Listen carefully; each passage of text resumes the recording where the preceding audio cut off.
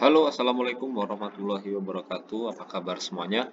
Mudah-mudahan kalian dalam keadaan sehat walafiat tanpa kurang satu apapun.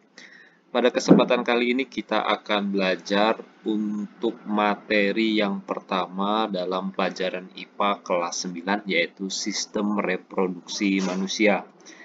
Jadi Bapak harap kalian tetap semangat meskipun pembelajarannya dilakukan melalui daring, ya. Nah, di sini sebelum mulai pembelajaran, Bapak akan berbagi tips kiat sukses belajar di masa pandemi ya.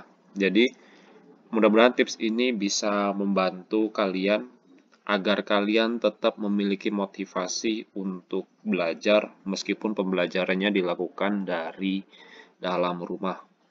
Yang pertama adalah ikuti petunjuk yang diberikan oleh guru kalian. Kalian harus ikuti semua petunjuk yang telah guru kalian berikan. Seandainya kalian diminta untuk membaca halaman sekian pada buku LKS, ikuti saja semuanya. Ikuti semua, anggap ini bahwa kalian sedang tatap muka. Ya, kalau seandainya kalian nggak melakukan itu, anggap aja ada yang memarahi, seperti itu. Pokoknya ikuti semua petunjuk yang disampaikan oleh guru. Yang kedua, konsisten. Ya, artinya kalian harus membuat jadwal, terus kalian konsisten mengikuti jadwal yang telah kalian buat. Jadi, kalian harus buat jadwal kapan saya harus belajar. Seandainya dari jam 7 sampai jam 10 pagi, waktunya kalian belajar. Nah, kalian tuh harus belajar. Ya, ada atau tidak ada instruksi dari guru, kalian tetap harus melaksanakan kegiatan pembelajaran. Jika tidak ada, maka kalian harus belajar secara mandiri. Terus yang ketiga, manfaatkan situs belajar gratis atau sumber belajar gratis yang ada di dalam internet. Ya, misalnya YouTube. Di YouTube itu banyak sekali resource atau sumber-sumber yang bisa kalian gunakan untuk belajar. Ya, di situ lengkap sekali, ada yang bahas soal, ada yang menjelaskan materi, dan itu mereka baik-baik semua. Maksudnya mereka dengan sangat baik menjelaskan materi-materi tersebut. Tinggal kalian pilih sesuai dengan selera kalian. Bisa juga menggunakan ruang guru, Pahamifly. Ya, kalian searching aja di Google Pahamifly itu apa, ruang guru itu apa. Ada yang berbayar, ada juga yang gratis. Ya, silahkan kalian manfaatkan kemajuan teknologi saat ini untuk kegiatan pembelajaran kalian.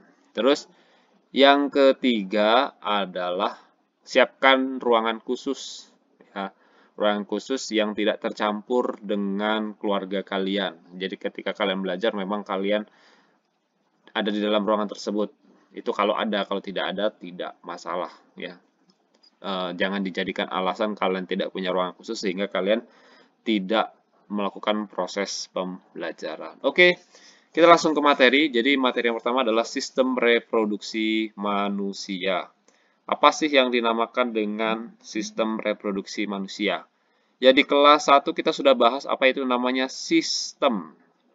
Ya, jadi dalam hierarki kehidupan, sistem kehidupan, ya, kita itu disusun dari komponen yang terkecil sehingga membentuk suatu individu. Yang terkecil apa?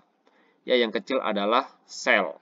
Ya, kumpulan dari sel itu membentuk sebuah namanya jaringan. Kumpulan jaringan membentuk sebuah yang namanya organ. Nah, kumpulan organ ini membentuk yang namanya sistem. Dalam tubuh manusia ada banyak sistem, mulai sistem pernapasan, sistem peredaran darah, sistem pencernaan, termasuk salah satunya adalah sistem reproduksi. Jadi kalau kita lihat arti kata sistem, berarti di dalam sistem reproduksi di sini nanti kita akan bahas organ-organ yang berperan dalam sistem reproduksi, khususnya manusia.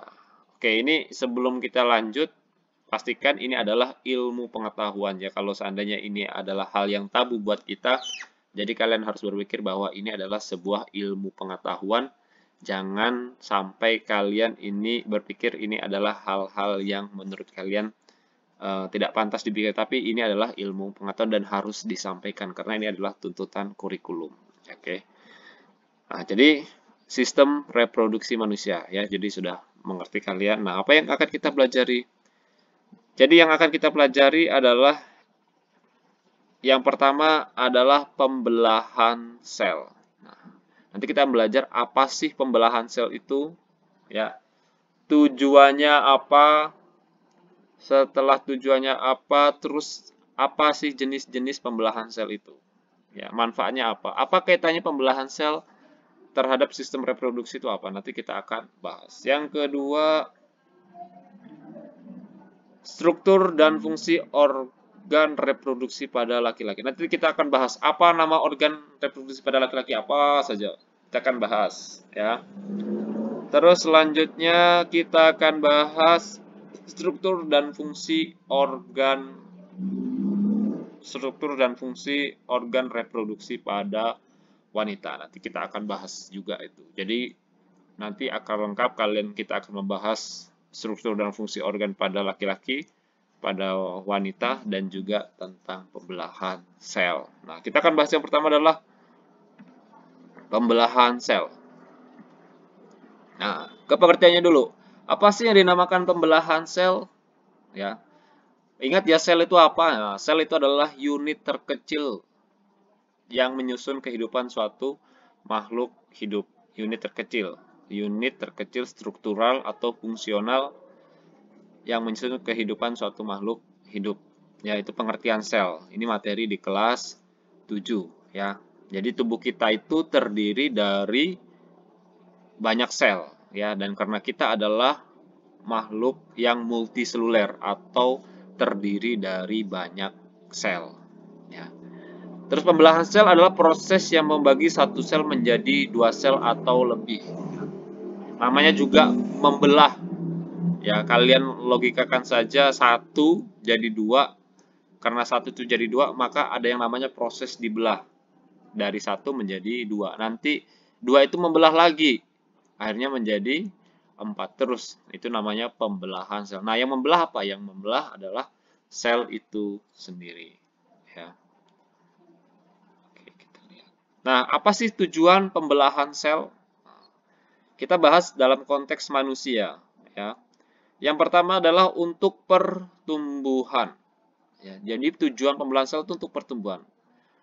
Bapak tanya, apakah kalian lahir dalam kondisi yang sudah besar seperti saat ini kalian kelas 3, mungkin berat badan kalian ada yang 40 kilo, ada 50 kilo. Apakah kalian lahir dengan kondisi berat badan seperti itu? Tentu saja tidak, ya.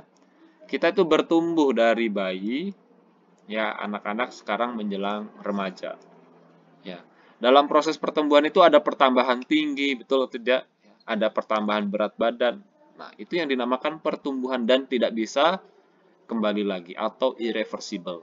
Jadi pertumbuhan itu tidak bisa kembali lagi. Yang membuat kalian bertumbuh itu apa? Ya, sel itu. Sel tubuh kalian itu bertambah banyak, ya, sehingga kalian bisa tumbuh. Ya. Sama juga pada tumbuhan itu. Awalnya kecil, pendek, akhirnya tambah tinggi. Nah, itu karena ada pertumbuhan sel. Dan apakah bisa kembali lagi kecil? Tidak bisa. Artinya tidak bisa kembali. Terus yang selanjutnya adalah perbaikan sel yang rusak. Jadi pernah kalian mengalami luka bakar, luka kena sayatan senjata tajam. Nah, apakah luka itu bisa, kulit yang terkena luka itu apakah bisa kembali seperti semula? Bisa, meskipun tidak sempurna. Perbaikan itu dilakukan oleh pembelahan sel, ya. Jadi awalnya kulit kita yang luka, akhirnya kulit kita yang luka itu menjadi satu. Nah, bersatunya 2 kulit yang luka terbelah tadi akibat sayatan senjata tajam itu karena adanya pertumbuhan sel, ya. Yang terakhir adalah reproduksi. Apa sih yang dinamakan reproduksi? Itu kembali, produksi itu adalah menghasilkan. Jadi namanya reproduksi itu adalah menghasilkan kembali. Dalam hal ini, dalam konteks manusia, menghasilkan keturunan. Ya. Jadi yang membelah apa nanti? Yang membelah adalah sel gamet, ya, atau sel kelamin. Nanti kita akan bahas apa sih sel gamet atau sel kelamin itu. Oke? Ya, jadi tujuan pembelahan sel ada 3. Yang pertama pertumbuhan, perbaikan sel yang rusak, dan yang ketiga reproduksi. Oke, itu ya, paham ya? Ini ada tujuan pembelahan sel. Nah, jenis-jenis pembelahan sel. Ya, jadi pembelahan sel itu ada 2. Yang pertama pembelahan mitosis. Yang kedua pembelahan meiosis. Apa sih mitosis dan meiosis? Ya. Jadi pembelahan mitosis adalah pembelahan yang terjadi pada sel-sel tubuh atau somatis. Ingat ya, jadi pembelahan mitosis adalah pembelahan yang terjadi pada sel tubuh. Ingat, sel tubuh. Contohnya kalian dari kecil jadi besar itu karena ada pembelahan mitosis. Tumbuhan kecil jadi tinggi, jadi membesar itu karena ada pembelahan sel, namanya pembelahan mitosis. Ya. Jadi pembelahan ini menghasilkan 2 sel anakan yang mempunyai karakter identik secara genetik dengan sel induknya. Jadi anaknya itu akan sama dengan induknya. Ya. Terus yang kedua ada yang namanya pembelahan meiosis, ya. Jadi pembelahan meiosis itu adalah pembelahan yang terjadi pada sel kelamin atau gamet. Ya, kalau pada konteks pembahasan manusia, pembelahan ini terjadi pada pembentukan sel sperma dan sel ovum. Apa sih sperma itu, apa sih ovum itu nanti kan kita bahas ya. Jadi intinya meiosis itu pembelahan yang terjadi pada sel kelamin. Ya. Terjadi pada sperma dan ovum. Terus kita akan bahas perbedaan pembelahan mitosis dan pembelahan meiosis. Nah, ini dia. Ini ada tabel, bisa kalian catat juga.